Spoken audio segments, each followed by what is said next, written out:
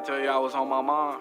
Long as I got King Can I get a couple of things off my Long chest? as I got King G's, don't need nobody else. I don't need nobody else. No else, don't need nobody else. I don't need nobody else. No else, need no.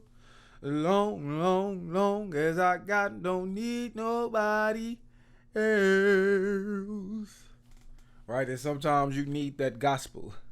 Sometimes you need that church hymn to put your spirit at ease, to calm down your soul a little bit, because these turbulent times are built on combustion.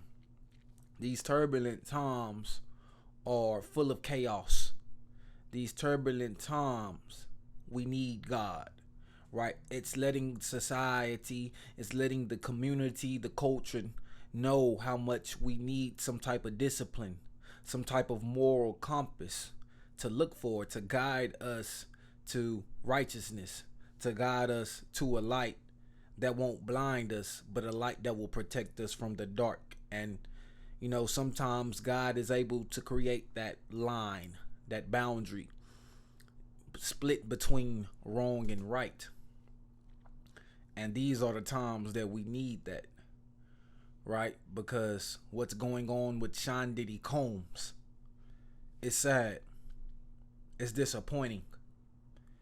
And, it's hideous, right? It's ugly. It's disgusting. And I'm sure we're going to hear those keywords everywhere, talked about by everyone. Even Combs, even P. Diddy has came out and issued an apology saying that he can't even ask for forgiveness, but he's truly sorry. He's tried to go through therapy. He's trying to cope. He was at a very dark time in his life. And no one wants to hear the excuses. No one wants to hear the pleas for pity, right? No one wants to forgive him, right? And no one's going to forget it. Just like what 50 Cent said, they can't charge him, but they know once they put this out, we can't unsee that. We can't unsee Diddy behaving like that. And they said he paid the hotel $50K just to keep that video hidden. And it's also been accounts that Diddy, he works for the feds, so he can get away with pretty much anything. Diddy, he had cameras in his houses when he was doing the parties to blackmail others. Diddy has been moving like a lunatic. Because think about how crazy you have to be in a public hotel. It doesn't matter if you bought out the floor, but you're in a public hotel. You're angry, you're mad enough to not even put no drawers on. Not even put a shirt on, no socks, no shoes. You're in that of a rush to stop this woman from leaving. Because she's leaving to get away from the monster that we saw kicking her on the floor. She's leaving to get away from the man that's drunk with power. She's leaving to get away from the emotional and mental and psychological abuse, not just physical, right? And not only did he rush, he ran as fast as he could. He stopped her from getting on that elevator. He grabbed the bags, whatever she had belonging to her, dragged her down, hit her, kicked her on the ground, right? What type of man does this? You have to be a monster. You have to be psycho. You have to be crazy, right? And people have been saying these things about Diddy for years. People have been making these accusations on Diddy for years. He just got money on a lawsuit, civil lawsuit for Diddy. But the money, ain't no amount of money can heal the trauma that lady dealt with. And I'll be honest, a lot of people were questioning, is this true? A lot of people were questioning, would Diddy do something like this? And I believe if we saw that, and that was just a small fraction of what he's done to people over the years, imagine what we would really see has the camera bent on him. And you got to think about Diddy, the musical producer, the music genius as well. Right? And I think about my childhood. I think about me coming up as a youngin', not even knowing all these things about Diddy, being ignorant to some of these things about Puff Daddy. Right? Because he came out with Biggie. Right? He came out with Bad Boy Records. And, you know, he had a couple of altercations with a few of his artists as well. Mace. They said he wasn't doing good business by them. So if he wasn't doing good business by them and he was purposely cheating them on their contracts, just imagine what type of man he was outside of the business world. Right? Sean Diddy Combs. You don't remember Sean John? You don't remember in the early 2000s when you could wear Sean John and you could be considered one of the coolest kids on school? Right? I remember that black and white collar shirt I had, Sean John, and the clothing, the cotton felt so smooth. Wasn't even that cotton that would get wrinkled after you wash it. It was a smooth cotton. The collar stayed laid down. It was great material. Sean John, he was an icon in fashion. One of the first moguls, one of the first people out of the hip hop industry. Remember Rockefeller, Rockaware, right? Rockaware, South Pole, right? All these things was popping at Lot 29. All these things was popping at that point of time. But when Diddy had Sean John, that was like top tier. So he did his thing in music. Diddy did his thing in fashion. Then you got Ciroc. I remember in college when I turned 21, it was the Red Berry Ciroc. That had me throwing up at the end of the night. That had me drunk out my wits. It was the Ciroc. Now I'm 30. He giving us De Leon. He giving us tequila. Right? We look at Drink Champs. We look at all the shows that he's given us through Revolt. Diddy has given the culture and the community so many platforms, so many ways to make money, so many ways to be seen in a good light. He's given us motivation. He's shown us that his work ethic can't stop, won't stop. Take that, take that. He was somebody that I thought was admirable. He was somebody that I wanted to believe was honorable. Like, I hate that all my heroes gotta get knocked down to this type of manner. And not that anyone's doing it to him. He did it to himself. But I hate this for my heroes. I hate this for the guys that we looked up as youngins, as little kids. I hate this for Cassie. I hate that what she has to go through. She's gonna be scarred for life. And her husband has to deal with that. No telling if she will pass those traumas, those scars on to her children the way she protects them. The helicopter parents, they gotta oversee everything. Because subconsciously they're scared of whatever happened to them, what happened to the kids. And now the kids gotta maneuver in life because of what happened to their parents in their youth. Or, man, it's just a crazy cycle. But the cycle that is true is that men get power hungry, right? And they use their money, they use their power to make people bend at their will because they believe that everyone has a price. I mean, and I feel like she stuck around all those years, not because she had a price, but because she probably didn't feel worthy. I'm sure he tore down her self-worth. I'm sure he tore down her pride. I'm sure he tore down everything that made her a great woman. It's me and you, babe, and tell me how you like it. She didn't even make no music once she got with Puff Daddy. He took one of the assets, one of her dreams away from her. She wasn't even making music. She wasn't even having an outlet to cope with none of these things. So who did she go to? Who did she run to? Bill Cosby in jail. R. Kelly in jail. Just think about the heroes, the guys that we looked up to. and they falling from grace. And it's just sad because us as black men, we have no more people to look to. Right? We have no Martin Luther Kings. We have no Malcolm X's. I don't listen to Dr. Umar. I don't care what he got to say. Charlemagne? No. He a voice of the culture, but he ain't talking what I'm thinking. Joe Budden? No. Who is it? The athletes? Is it Lamar Jackson? Is it Patrick Mahomes? Is it, right? Jalen Hurts? Is it Dak Prescott? Who are we going to talk to? LeBron James? D Wade? Like, come on. We don't have any more superheroes. And we need that. We need a man and woman that the girls can look at, that the boys can look at, and feel they have a chance of making it, and feel they have a chance at success.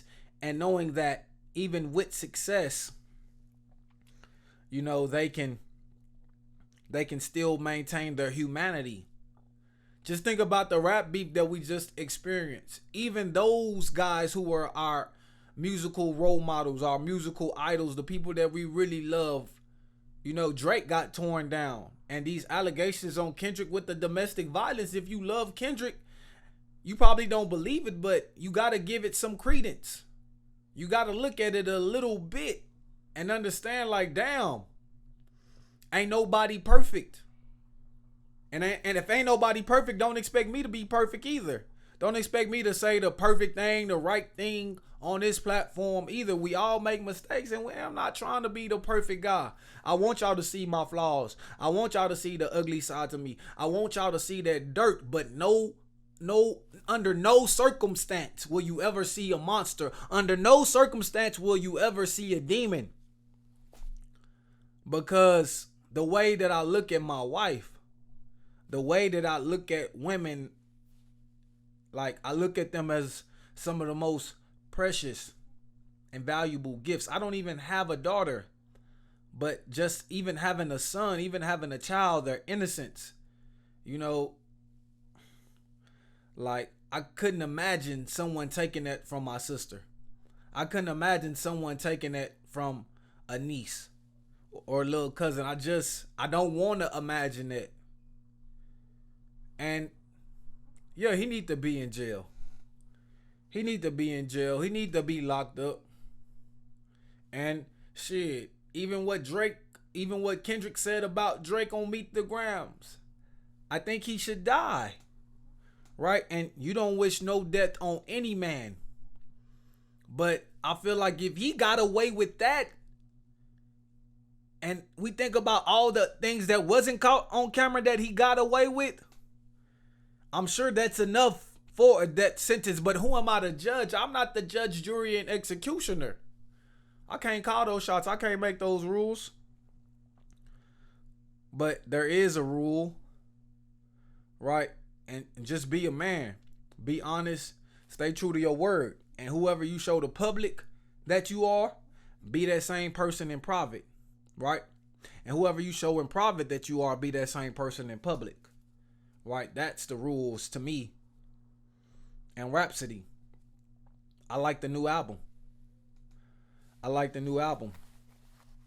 So Rhapsody got some new heat. She did her thing. And I can't lie, I really enjoyed this album.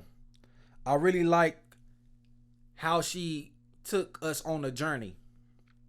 And I was writing in my notes, like, I don't know if she was saying, if she was coming out with her sexuality. I don't know if she was coming out as bisexual or she was just really trying to explain her sexuality to us.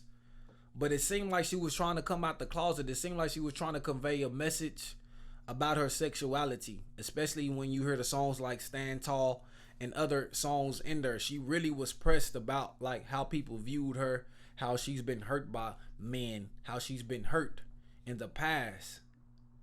So I don't know if she came out. I had to really, like, look at these lyrics and kind of, like, decipher them. But I feel like this was a coming out album. I don't think she was saying she was fully gay, but I think she was basically saying she likes both. So, I mean, y'all be the judge. Y'all tell me, y'all listen. But this album was full of great creativity, right? And it was a little bit more musical than I'm used to. You know, she had a lot of singers, a lot of people on those hooks, and it gave it that sonic, you know, prestige. It gave us that purity, like that hip hop and R&B combined, like at its best essence. So that creativity, that originality, and how Rhapsody tells these stories on a record, you know, and she reveals her heart. She's vulnerable. It's a risk all over this album because she took it in, like, coming out to the world and saying how she felt about her sexuality, how she felt like as a woman, Marlena, what she went through. She really gave us a story. She gave us some stories on Layla's Wisdom. She gave us some stories on Eve. She gave us some stories on the last album, but I feel like this was the more personal album. It really kind of detailed about the woman she is and where she's at right now. Also, how she feels about women rap. And she kept on saying a pick me. Like, women are labeling her as a pick me because men like her music. And she caters to, you know, those boom bap, those hip hop type of foundations. So I believe this was a great album, Rhapsody. Now, did it have like some hit singles? No, I don't feel like it was one of those, you know, bangers everywhere. It was one of those albums where, like, creatively and cohesively, it just meshed very well, and the story was told. It was original. It was quality hip hop, and you could tell that she took her time. You could tell she was patient with this album.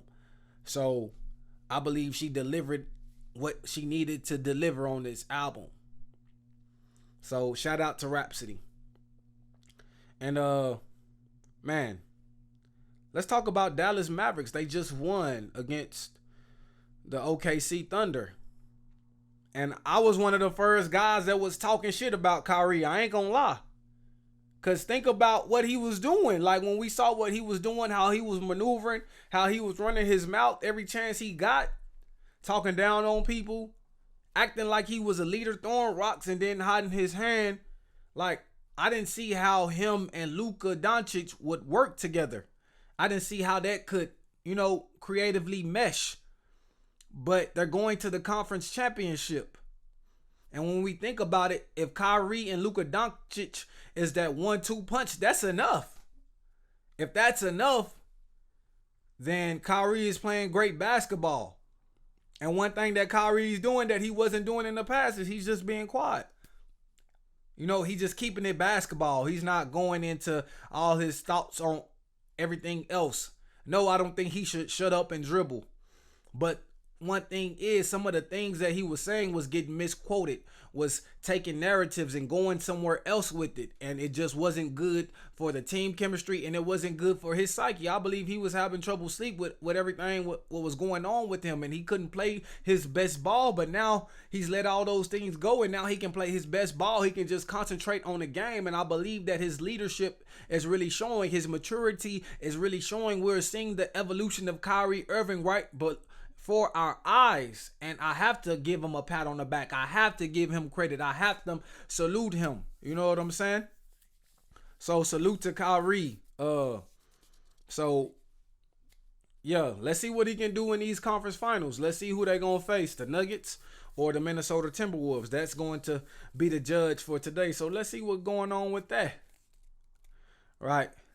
This is your brother, your cousin, your uncle, your nephew, your friend, but it can't be your son. It's your kinfolk, William Jewell, giving you my detail as I articulate. This is articulating rap, rap, rap, rap.